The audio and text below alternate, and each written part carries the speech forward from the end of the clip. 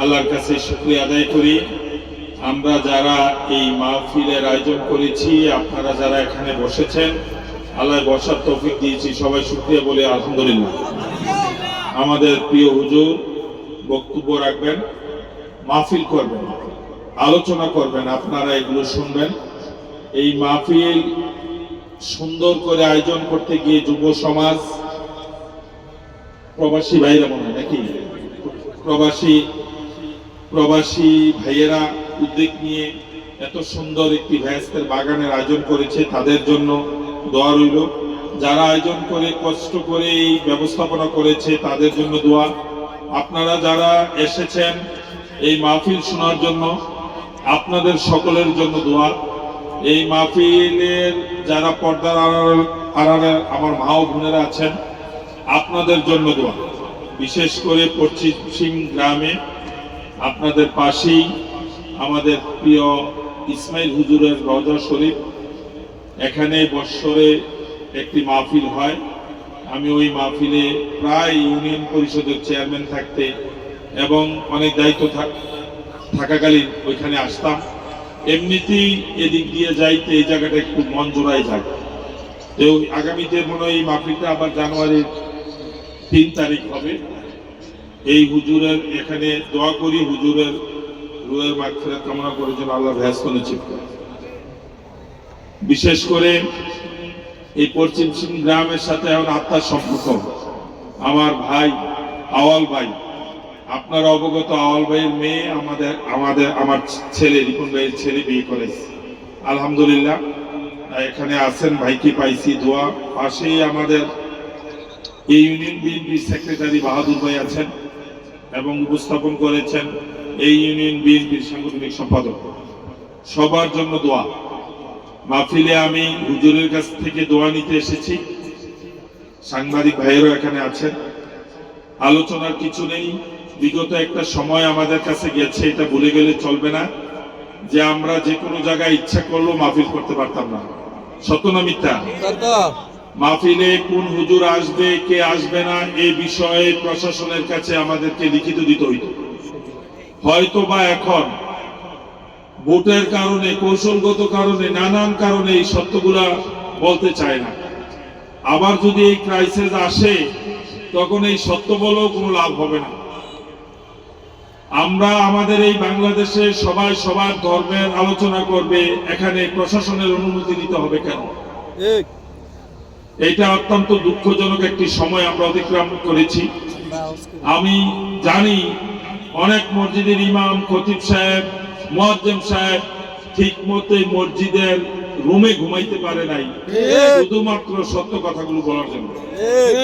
আজকে আমরা এই মাহফিলে এসেছি বিগত 4 জুন, 5 আগস্ট আপনাদের মাদ্রাসা ছাত্র এবং সাধারণ মানুষ সকলে মিলে রাস্তায় নেমে অনেক ছেলের জীবন দিয়েছে, দিয়ে অনেকে বন্ধুত্ব বরণ করেছে, অনেকে জেল খেটেছে, অনেকে স্বেচ্ছায় মার কাছ থেকে বিদায় নিয়ে এসে আন্দোলন করেছে।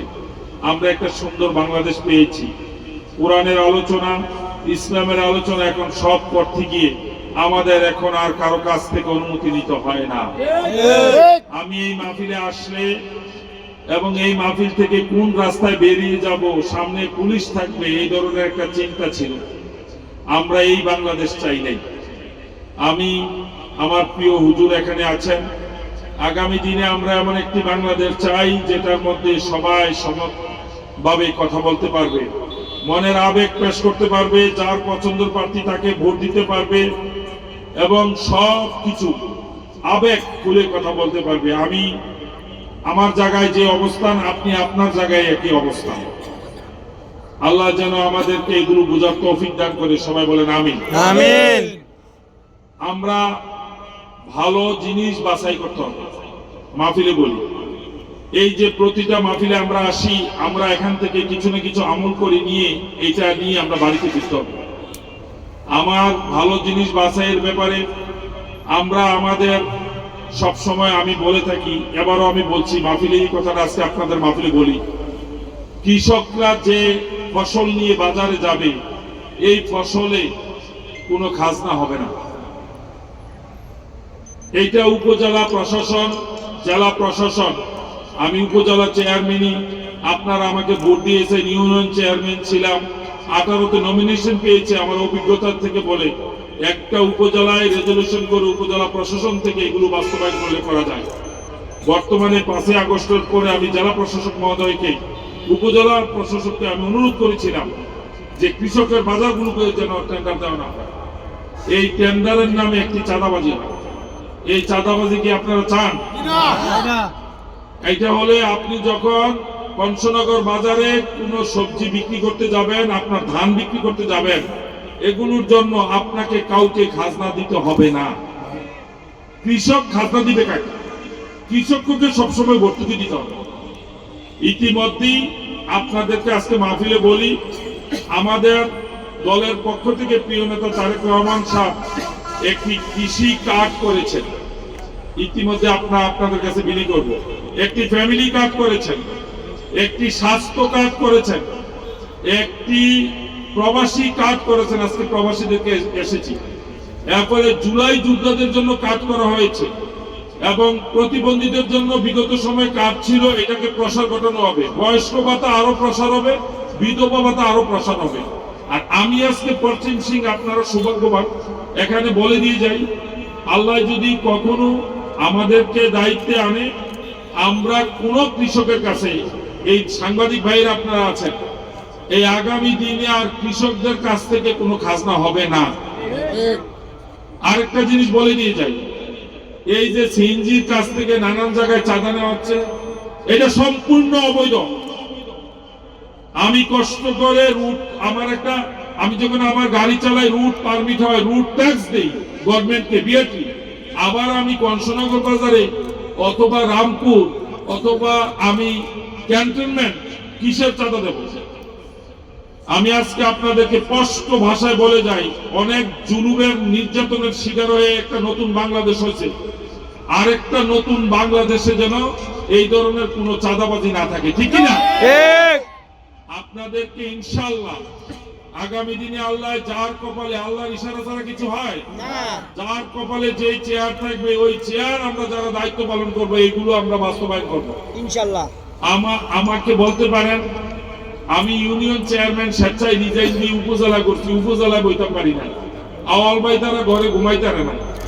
এই যে এখন সারা পৃথিবীর এজেন্ট বুঝেন তো, এজেন্ট বলতে সিকিউরিটি ব্রাঞ্চ, তারা মিলে বাংলাদেশের ইসলাম প্রিয় সকল মানুষগুলোকে ভাগ করতে চাচ্ছে। আমরা তৃণমূলে ভাগ হব না, এটা আমাদেরকে বুঝতে হবে। এটা আমি আমার কথাগুলো আমার জায়গায় থেকে অনুবাদন করছি এবং আমি বুঝতে পারি। আপনার আগামী দিনে বাংলাদেশকে গড়তে হলে সবাই ঐক্য থাকতে হবে, ঠিক না?